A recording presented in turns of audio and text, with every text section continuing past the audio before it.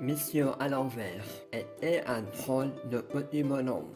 Avec lui, tout était son dessus, son devant, derrière et à l'envers extraordinaire. Regarde sa maison. Le pas de la porte est étonnant. Les rideaux sont accrochés au pas des fenêtres. Et la cheminée, elle est posée à l'envers. Très extraordinaire, n'est-ce pas? À l'intérieur, c'est pareil. Jette un coup d'œil sur l'horloge qui est posée sur la cheminée de monsieur à l'envers. Les aiguilles tournent à l'envers. Tu vois pourquoi? Regarde comment monsieur à l'envers lit un livre.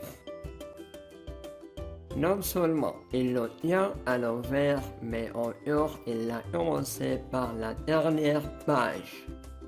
Regarde encore où monsieur à l'envers colle les timbres sur ses enveloppes.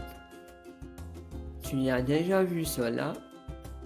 Cette histoire raconte ce qui s'est passé quand monsieur à l'envers est venu visiter la ville. Personne ne sait exactement comment il fit pour la trouver, ni d'où il venait, mais il y arriva bel et bien. Quelqu'un l'a vu descendre du train. Et là, ce qu'il est, monsieur à l'envers ne sauta pas sur le quai, mais tomba sur les rails. Ce qui n'a rien de vraiment surprenant, n'est-ce pas? Après s'être relevé, il sortit de la gare par l'entrée. Puis il se mit à la recherche d'une chambre d'hôtel où passer la nuit. Le directeur de l'hôtel se retient de rire en voyant monsieur à l'envers avec son chapeau posé à l'envers sur sa tête et sa petite valise qu'il ne tenait pas par la poignée. Bonjour monsieur, lui dit-il, que désirez-vous?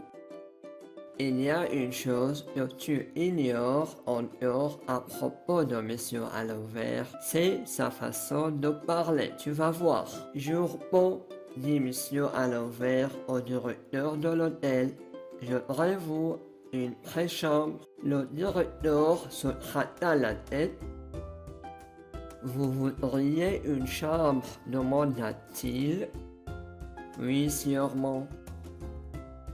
Le directeur avait compris. Monsieur à l'envers prit l'ascenseur et se retrouva dans une chambre. Il défit sa petite valise, mit son pyjama et se couche. Son voyage, il conçoit la longueur, l'avait fatigué. Le lendemain, monsieur à l'envers visita la ville. Mais que d'embarras il causa. Il prit tout d'abord un taxi et troubla tellement le chauffeur en tenant de lui expliquer où il voulait aller que le pauvre homme percuta un feu rouge.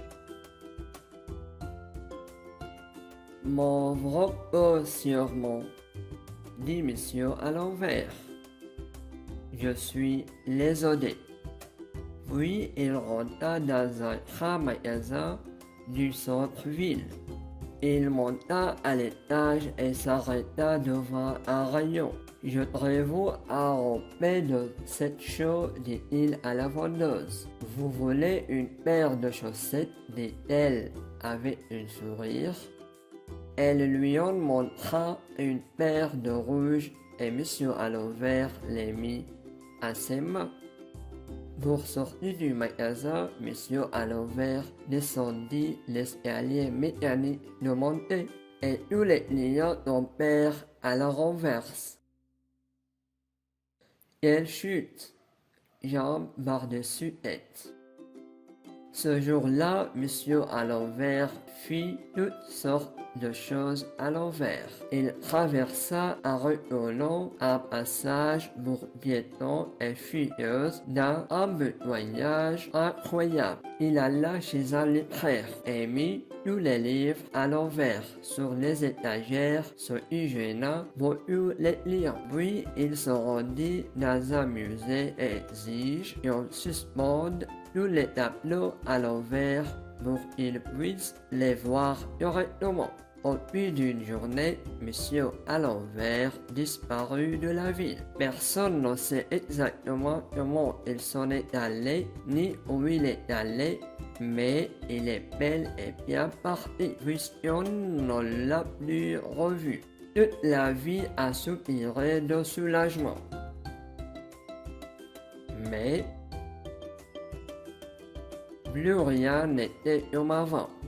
Et même c'était le monde à l'envers.